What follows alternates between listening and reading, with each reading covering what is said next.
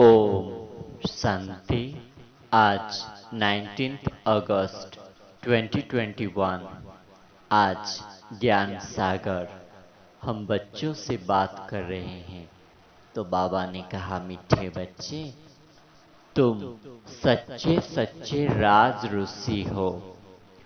तुम राजयोगी भी हो। तुम्हें राजाई के लिए पवित्र जरूर बनना है।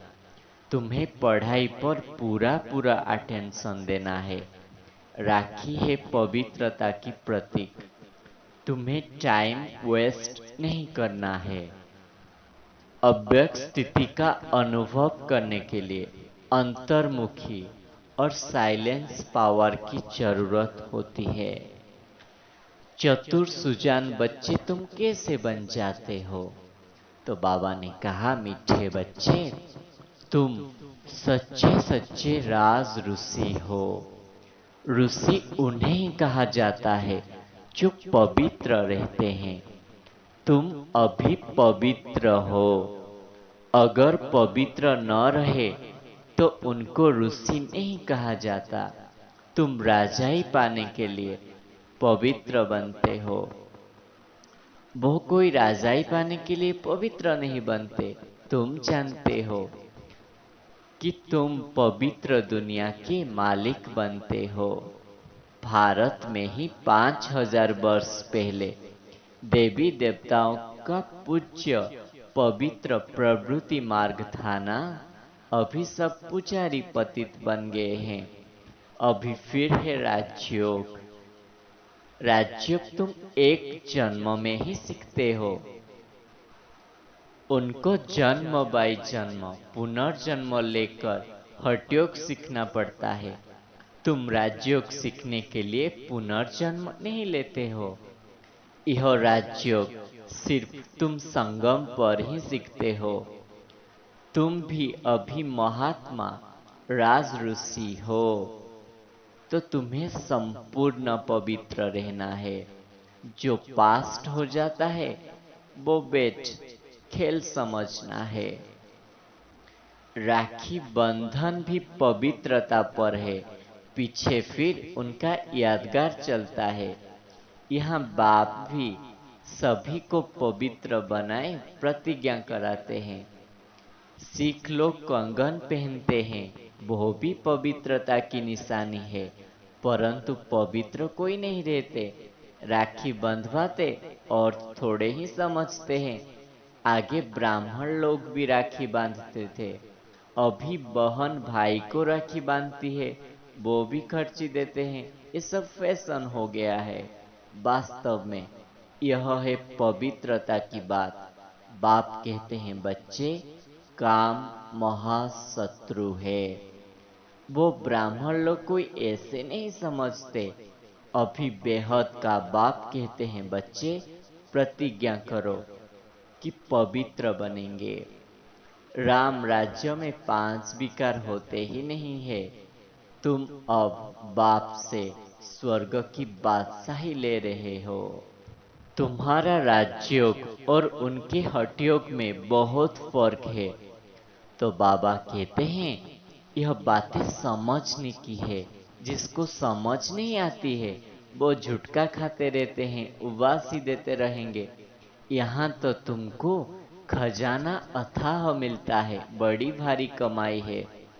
तुम रत्नों से झोली भरते हो। तो यह आंखें खोल कर सुनना होता है। झुटके खाते रहेंगे या बुद्धि बाहर भटकती रहेगी तो राजधानी नहीं पा सकते हो। तुम राज ऋषि हो। राजाई प्राप्त करने के लिए तुम्हें संपूर्ण पवित्र बनना है।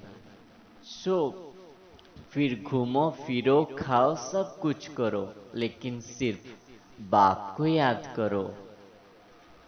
यह सबसे बड़ी कमाई है। याद करो बाप को, भल कुछ भी हो जाए। पैसा तब किसके लिए है? बाबा कोई मना नहीं करते हैं। सिर्फ बाप से योग लगाना है। तुम राजाई स्थापन करने में खर्चा नहीं करते हो। वो लड़ाई में कितना खर्चा कर लेते हैं। तो बाप कहते हैं चलते फिरते बाप को याद करो, स्वदर्शन चक्र फिराओ, अब चले वतन की ओर। तुम एक्टर्स हो ना। यह बाइस्कोप 2-3 घंटे का होता है, लेकिन ये नाटक 5000 वर्ष चलता है। यह दुनिया कांटों की जंगल है, बड़े ते बड़ा कांटा है विकार का, जो है काम विकार। दूसरे नंबर का कांटा है क्रोध। तो इस कांटे को अंदर से निकाल दो। उनकी निशानी यह महाभारत लड़ाई दिखाई दी है ना। परंतु देवताएं अहिंसक है। तुम योग बल से विश्व की मालिक बनते हो। तुम्हारा है साइलेंस बल। तुम इस साइलेंस बल से विश्व की बादशाही लेती हो। फर्क देखो कितना है। तो बाप बच्चों को समझाते हैं, मीठे मीठे बच्चों पावन बनो। याद है यह महाभारत लड़ाई पहले भी लगा था। यहाँ पर ही द्रौपदी ने पुकारा था कि दुशासन नंगन करते हैं, इससे हमको बचाओ। इन अबलाय पर अत्याचार होता है विष के लिए। कोई तो स्त्री भी ऐसे है जो विष के बिगड़ रह नहीं सकते। उन्होंने नाम भी रखा है शूर्पणखा पुतना। जो विष के लिए तंग करते हैं वो है कंस, जरासंध, शिशुपाल। यह सब विनाश को पाते हैं ना। इस समय है आसुरी रावण राज्य, फिर होगा ईश्वरीय राज्य। यह तुम समझते हो। जो विकार में जाते हैं उनका मुंह पीला हो जाता है। खुद भी समझते हमने यह क्या कर दिया। बाप कहते हैं बच्चे इस विष कटर में मत जाओ। यह तुमको आदि मध्य अंत दुख दिया है ना। इसमें न पड़ो। कसम उठाओ हम विकार में कभी नहीं जाएंगे। भगवान उवाच है ना, काम महाशत्रु है। भगवान अब आया है इस पुराने दुनिया को विनाश कर नए दुनिया की स्थापना करने। तो ये रुद्र गीता ज्ञान यज्ञ रचा हुआ है। तो तुम बच्चों को कुल कलंक नहीं लगाना है, कोई खराब काम नहीं करना है, बाप का इज्जत नहीं गवाना है, पवित्र बनकर स्वर्ग की बादशाही लेना है। बहुत जबरदस्त कमाई तुम करते हो। यहाँ सब कुछ waste of time, waste of money है। इसलिए जास्ती किसी बात में नहीं जाना है। यह कुछ काम नहीं आएगा, सब खत्म हो जाएगा। तुम बच्चे जानते हो मौत तो सामने खड़ा है सिर पर। थोड़े समय के अंदर यह अर्थक्वेक आदि हो सब डोबाडोल हो जाएंगे। अर्थक्वेक आदि में अनगिनत मर जाएंगे। विनाश तो सामने खड़ा है ना। जो इन आंखों से साक्षात्कार किए हैं वो सब कुछ इन आंखों से देखना है। फिर वरदाता बाप वरदान दे रहे हैं, चतुर सुजान भव।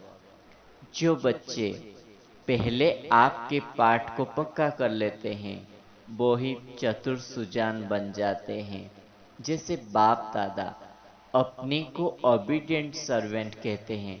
सर्वेंट कहने से ताजधारी स्वतः बन जाते हैं। ऐसे आप बच्चे भी स्वयं नम्रचित बन दूसरों को श्रेष्ठ सीट दे दो। उनकी सीट पर उनको बैठाएंगे तो वह उतर कर आपको स्वतः ही बिठा देंगे। अगर आप बैठने की कोशिश करेंगे तो वो बैठने नहीं देंगे। इसलिए बिठाना है, बैठना नहीं है।